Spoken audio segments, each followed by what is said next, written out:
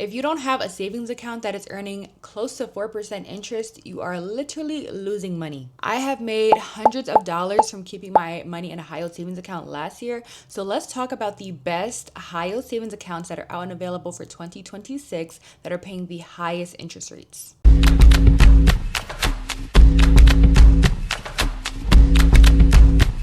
This video is perfect for beginners who are new to savings accounts or just wanting to make passive income, so to speak, and don't necessarily want to full on learn about stocks and ETFs and bonds and all that confusing stuff. They just want to sit their money somewhere and have it accumulate interest. I think everybody needs a high yield savings account because it is the easiest way to make passive money that you don't have to do anything for. You just sit your money in there and then it literally makes money just sitting there. A high yield savings account is just a savings account with a high interest rate. So think about whatever bank you use now for your checking account. Think about a savings account with them, but you're just earning more interest, a lot more interest, because most banks pay like 0.01% interest, which is pennies a year.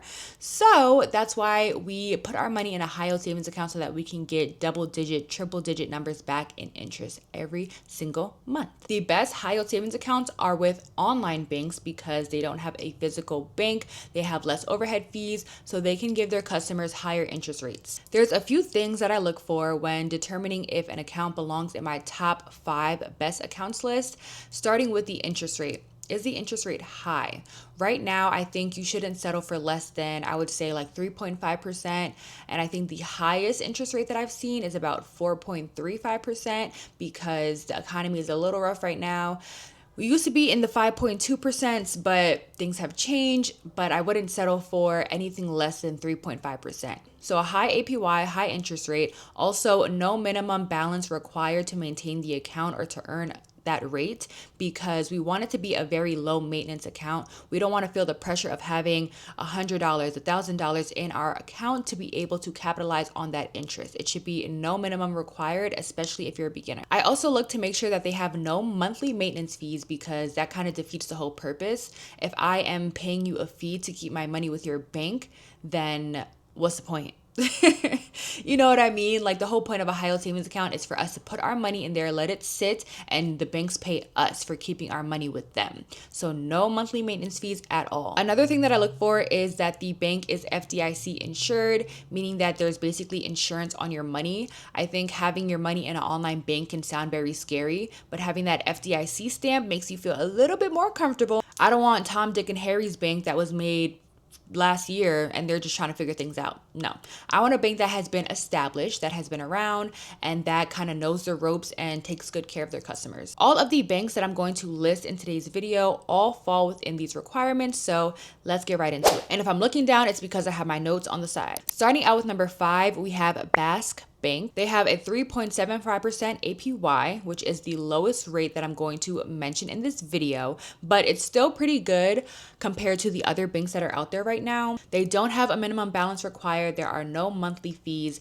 They are FDIC insured up to $250,000. Now, they were launched in 2020, so it is a bit of a newer bank compared to other companies. However, their parent bank, Texas Capital Bank, has been around since 1998, so they do have skin in the game.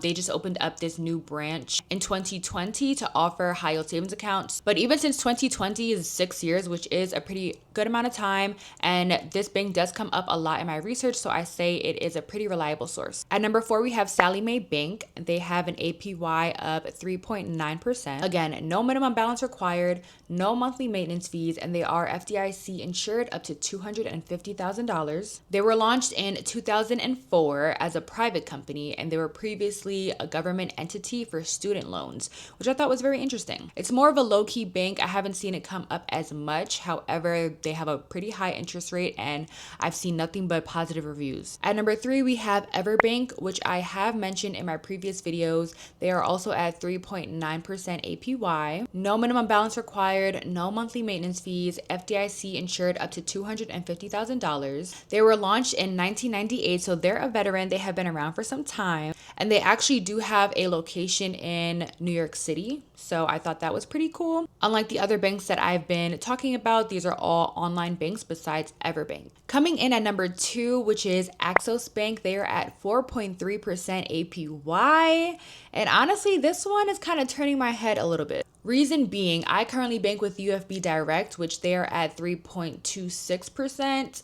But UFB Direct is a branch of Axos Bank. So if their parent company is at 4.31%, it might be worth making a switch. They have no minimum balance, no monthly fees, FDIC insured up to $2.5 million, okay, for the big bucks. And they were launched back in 2000. Now, I'm not a firm believer of moving your money around based on the interest rates, but I have been watching these banks for a while, especially my bank, UFB Direct, and they have gone down significantly over the months. And so it might be worth moving to Axos Bank because it's pretty much the same thing, but I'm just getting a higher interest rate. And drum roll, please. Coming in at number 1, we have Newtek Bank. They are paying 4.35% APY, no minimum balance required, no monthly maintenance fees, and they are FDIC insured up to $250,000. But they were launched in 2023. They acquired National Bank of NYC, which has actually been around since the 1960s, 1963 to be specific. So they're not brand spanking new, but they definitely are one of the newer ones on this list. However, that interest rate is hitting, so I don't know. I would still consider it. All of these are variable rates, so just because it's 4.35% today doesn't mean that it's always going to stay like that. Rates are constantly going up or down. Like I said, when I first opened up my UFB Direct account, it was at 5.25% and we are at 3.26. I'm devastated. But rates are determined based on the Federal Reserve's benchmark rate. So I think they meet a few times throughout the year and they kind of determine whether they want to push rates up or bring them down. And all the banks pretty much follow suit based on what they say. So these are the best high yield savings accounts as of January 2026. If you'd like, I can do an updated video each quarter with the revised list of top high yield savings accounts. But I'm a firm believer in everyone having a high yield savings account. It is literally a game changer. It's the easiest way to make free money and it's just so low maintenance. And even the setup process is super easy. You just fill out all your information and you're set to go. You can access your money at any time. I do believe it might take a few business days to transfer from your high yield savings account to your checking account, but it's still readily available.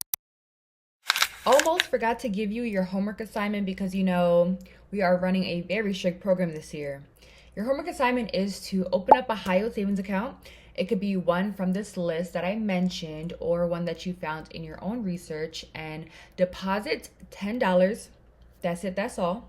For extra credit, deposit $50 plus.